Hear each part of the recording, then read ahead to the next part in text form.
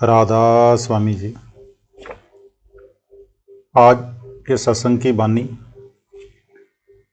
स्वामी जी महाराज की है। सत्संग के वचन, जो बेमुख गुरु से फिरते सो बो सागर में गिरते। जिसे अंदर लज्जत आ जाए, चाहे दुनिया उसकी निंदा करे, सभी अंधा अंधा कहें पर वह परवाह नहीं करता। वह कहता है कि जे खुद अंधे हैं, चाहे जितना भी निंदा कर लें। ऋषियों में एक महात्मा स्त्री गार्गी हुई है। वह नग्न रहती थी। किसी ने उससे कहा कि माता, अगर तू कपड़े पहन ले तो अच्छा है। दुनिया में बदनामी होती है, लोग बुरा सोचते हैं। कहते हैं कि जो ज्ञानी है, जो अंदर रूहानी मंडलों में जाते हैं, वे मेरे जिस्म को नहीं देखते। इसके विपरीत जो अज्ञानी हैं, वे मेरे चमड़े को देखते हैं। मैं उन्हें पशु समझती हूँ। संतों का ख्याल परमार्थ की ओर है। दुनिया के लोग बाहर मुखी हैं, इसलिए आपस में मेल कहाँ, यानी कि व्यवहार कहाँ। जब जब बली पैगंबर आए, दुनिया ने उन्हें तकलीफें दी। शम्स तबरेज की खाल उतार दी, मंसूर को सूली पर चढ़ा दिया, हजरत मोहम्मद साहिब को मक्का से निकालकर मदीना भेज दिया। कई बार ऐसे मौके भी आए कि वे पहाड़ की गुफा में भूखे रहे। गुरु नानक साहिब से चक्की पिसवाई, कैद में रखा। कबीर साहिब को भी चैन से बैठने नहीं दिया। उन्हें हाथी के सामने डाल दिया, जमीन में दबाया गया, देगों में बंद किया गया। लेकिन जिनको लज्जत आई, उन्होंने परवाह नहीं की। जिसे अंदर नाम की लज्जत आ जाती है, वे लोक लाज की परवाह नहीं करते। वह दुनिया की परवाह करें भी तो क्यों। जो बेमुख गुरु से फिरते सो बो सागर में गिरते। जिन्होंने गुरु को मनुष्य समझा कि ये बेटे बेटियों वाला है, खाने पीने वाला है, इसने हमारे समान ही देह धारण की हुई है, वे खाली आए और खाली ही चले गए। जिन्होंने मनुष्य न समझा बल्कि कमाई वाला समझा, मगर ये देखकर कि गुरु धारण किया, फिर भी हमारी दुनियावी ख्वाहिशें पूरी ना हुई, गुरु को छोड़ गए। गुरु के दिए हुए नाम को भी छोड़ गए। वे मौत के वक्त धर्मराय के दरबार में जाएंगे और वही उन्हें संभालेगा। वे 84 में जाएंगे, नरकों में जाएंगे। जिक्र है कि गुरु तेग बहादुर साहब का दरबार लगा हुआ था। एक कलंदर रीछ को लेकर आया। गुरु साहब ने उसे देखकर ग्रंथी से कहा कि ये रीछ तेरा पिता है। ग्रंथी ने हैरान होकर कहा कि महाराज, ये मेरा पिता है? गुरु साहब कहने लगे, हाँ, तेरा पिता है। ग्रंथी ने कहा कि मेरे पिता ने सारी उम्र आपके पिताजी की सेवा की और वह मरकर रीछ बना, तो मुझे फिर आपसे क्या लेना है? गुरु साहब ने हंसकर कहा कि उसकी करतूत ही ऐसी थी। फिर कहने लगे कि अगर शिष्य नाम लेकर खोटे कर्म करता है तो गुरु उसे क्या फल देगा, क्या मजदूरी देगा? ग्रंथी ने पूछा कि इसने क्या कसूर किया था? गुरु साहब ने फरमाया कि इसके अंदर ईर्ष्या थी। एक बार का जिक्र है कि गुरु हरगोबिंद साहिब जी का दरबार लगा हुआ था और ये सत्संग समाप्त होने के बाद प्रसाद बांट रहा था। उधर मालवा के कुछ सत्संगी माल से भरी गाड़ियां लेकर जा रहे थे। जब गुरुद्वारे के पास आए तो ख्याल आया कि चलो प्रसाद ले चलें। इसलिए उन्होंने ग्रंथी के पास आकर कहा कि हमें प्रसाद दे दो, हमारी गाड़ियां सुनी जा रही हैं, कहीं ऊंची नीची जगह डुलक ना जाएं। ग्रंथी ने कहा कि ठहरो। उन्होंने दूसरी बार फिर कहा तो ग्रंथी ने उन्हें जवाब में कहा कि जल्दबाजी ना करो। फिर जब शिष्यों ने तीसरी बार कहा कि हमें प्रसाद दे दो, तो ग्रंथी ने उनके हाथ मुंह मिट्टी में सने हुए देकर कहा, बको मत ऋषो। इत्फाक से ग्रंथी के हाथ से प्रसाद का एक कण जमीन पर गिर गया। उन्होंने उसे ही उठाकर आपस में बांध लिया और कहा कि हम रीछ नहीं हैं, हाँ तू रीछ बनेगा। ये कहकर गुरु तेग बहादुर साहब ने कहा कि ये उन शिष्यों का श्राप है, हम क्या कर सकते हैं? ग्रंथी ने कहा कि फिर अब? तो गुरु साहब ने कहा कि प्रसाद लाओ। जब गुरु साहब ने उसको प्रसाद खिलाया तो उसी वक्त उस रीछ की देह छूट गई। सतगुरु इस तरह जीव को बचाते हैं। आप कहते हैं कि अगर परमेश्वर रूठ जाए तो गुरु मना लेता है, लेकिन अगर गुरु रूठ जाए तो कौन मनाएगा? कोई नहीं। गुरु के दुत्कारे हुए को तो परमेश्वर भी कबूल नहीं करता। 84 चक्कर खावे, फिर जन्म जन्म दुख पावे। ये 84 लाख किस्म के जीव जंतुओं का जेल खाना है। सभी ऋषि मुनि कहते हैं कि कई लाख किस्म के वृक्ष हैं, कई लाख किस्म के कीट पतंगे हैं, कई लाख किस्म के पक्षी, कई लाख किस्म के पानी के जीव और कई लाख किस्म के देवी देवता, भूत प्रेत यक्ष किन्नर गंधर्व इंसान हैवान वगैरह हैं। जीव अपने कर्मों के अनुसार इन जोनियों में भटकता फिरता है। कृष्ण भगवान जी भागवत में उद्धव से कहते हैं कि ये जो सामने कीड़ा जा रहा है ये केवल ब्रह्मा और कई दफ़ा स्वर्गों का राजा इंद्र बन चुका है। यानी अवतार भी कर्मों के दायरों से बाहर नहीं जा सकते। बाली ने तपस्या करके वर लिया हुआ था कि जो भी लड़ने के लिए मेरे सामने आए उसका आधा बल मुझ में आ जाए।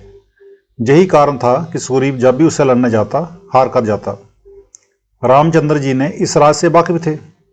जब सुग्रीव उनके पास मदद के लिए आया तो उन्होंने अपना बल सुरक्षित रखने के लिए पेड़ की ओट में खड़े होकर बाली को तीर मारा और उसको खत्म कर दिया। बाली ने मरते मरते कहा कि मैं बेगुनाह था, मैंने तुम्हारा कुछ नहीं बिगाड़ा था, अब इसका बदला तुम्हें अगले जन्म में देना पड़ेगा। सो अगले जन्म में रामचंद्र जी कृष्ण महाराज जी बने और बाली बील बना। महाभारत के युद्ध के बाद जब कृष्ण भगवान जंगल में पैर पर पैर रखकर सो रहे थे तो बील ने दूर से समझा कि कोई हिरण है, क्योंकि उनके पैर में पद्म था जो दूर में चमककर हिरण की आंख के समान दिखाई दे रहा था। बील ने दूर से ही निशाना साधकर तीर मारा और काम तमाम कर दिया। इस तरह अवतार भी कर्मों के जाल में है। नाम की कमाई के बगैर कोई भी अपने घर नहीं जा सकता। ना तीर्थ यात्रा, ना मूर्ति पूजा, ना पढ़ना, ना पढ़ाना, मतलब कि ऐसा कोई भी कर्म नहीं जो 84 के चक्कर से छुटकारा दिला दे। संत कहते हैं कि जब तुम अंदर जाओगे तो तुम्हें गंगा जमुना और सरस्वती ये 3 धाराएं मिलेंगी। ये जो बाहर नदियां हैं ऋषि मुनियों ने अंदर देखकर बाहर इनके नाम रख दिए। इसी तरह अंदर अमृतसर भी है। ये जो बाहर का अमृतसर है ये पहले एक तालाब था। गुरु रामदास जी ने अंदर देखकर बाहर इसका नाम अमृतसर रख दिया। सो जो अंदर का अमृतसर है उसमें नहाने से जन्मों जन्मों के पाप उतर जाते हैं। उस वक्त उसका अपना नूर 12 सूरज का हो जाता है। आदमी कोई छोटी चीज़ नहीं है। जो नाम की कमाई नहीं करते, संतों की शरण में नहीं आते, वे अपने अपने कर्मों के अनुसार जन्म मरण में आएंगे। ऐसे कुत्ते हैं जो अंग्रेज महिलाओं की गोद में बैठते थे। एक ऐसे हैं जिन्हें खाने की गंदगी भी नहीं मिलती। इसी तरह एक ऐसे घोड़े हैं जिनकी सेवा के लिए कई नौकर होते हैं और कई ऐसे हैं जिन्हें खाने को भी नहीं मिलता। मतलब कि अच्छे और बुरे दोनों किस्म के कर्मों का फल मिलता है। तुम सोचो अपने मन में, कोई नहीं गुरु सम जग में। अब पूर्ण गुरु कहते हैं कि प्यारे सोच कर देख, इस दुनिया में तेरा सच्चा रिश्तेदार कौन है। एक तो पूर्ण गुरु है और एक शब्द। ना बेटे ना बेटी, ना माता ना पिता, कोई साथ नहीं जाता। साथ जाने वाला केवल वह पूर्ण गुरु है जो हमें वहाँ पहुँचाता है। हमारे 2 ही रिश्तेदार दुनिया में हैं, एक तो कामिल मुर्शिद और दूसरा माबूदे हकीकी खुद खुदा। गुरु अंगद देव जी कहते हैं, जे सौ चंदा उग है सूरज चढ़े हजार, एते चानन होंदिया गुर बिन गोर अंधार। अगर इस दुनिया में लाखों सूरज और चंद्रमा चढ़ जाएं तो जहाँ रोशनी हो जाएगी। अगर आंखें बंद करो तो अंधेरा ही अंधेरा नजर आएगा। अंदर जो प्रकाश है, ये प्रकाश उसके एक रोम का भी मुकाबला नहीं कर सकता। मौलाना रूम कहते हैं कि अंदर जो रास्ता है वह आफतों खतरों से इस तरह भरा हुआ है कि उस पर बगैर मुर्शिद के कोई नहीं जा सकता। पीर रा बगूंजी की बे पीर ई सफ़र, हस्त बस पुर आफतो खोबो खतर। इस दुनिया में गुरु के बराबर हमारा और कोई रिश्तेदार नहीं, क्योंकि वह हमारी बेगर्ज सेवा करता है। वह अंदर भी हमारे साथ है और बाहर भी साथ है। वह हमें जमदूतों से बचाता है, फिर वह अपना बोझ किसी पर भी नहीं डालता। ऐसे गुरु को हम कौन सी चीज़ भेंट करें ताकि वह हमसे खुश हो जाए। ये दुनिया फना है, इसकी हर एक चीज़ फना है। फना चीज़ वह लेता ही नहीं तो क्या दें। यही कबीर साहब कहते हैं, सतनाम के पट्ट तरें देवें को कछु नाही, क्या ले गुरु संतोष ये हवस रही मन माही। कि मेरा ये चाव ही रहा कि मैं गुरु को कोई चीज़ देकर प्रसन्न करूं, मगर मैं कुछ ना दे सका। हाय हाय, सतनाम उसका अपना है, इससे नीचे सारी चीज़ें नाशवान हैं। नाशवान चीज़ें गुरु लेता नहीं। फिर वह नम्र और आजीज होकर कहता है, और ये भी नहीं कहता कि मुझे गुरु कहो, बल्कि कहता है कि भाई अभी तो मैं शिष्य भी नहीं बना। अगर कहीं नम्रता और दीनता है तो संतों में ही है। जिन जिन गुरु भक्ति दारी, सो पहुँचे निज दरबारी। जिन्होंने नाम लेकर गुरु भक्ति पूर्णी कर ली, वे परमात्मा की दरगाह में पहुँच गए। चाहे कोई कौम, कोई मजहब क्यों ना हो, कानून सबके लिए एक ही है। संतों का उपदेश सबके लिए है। हजरत मोहम्मद साहिब ने कुरान शरीफ में फरमाया है, रब्बुल आलमीन।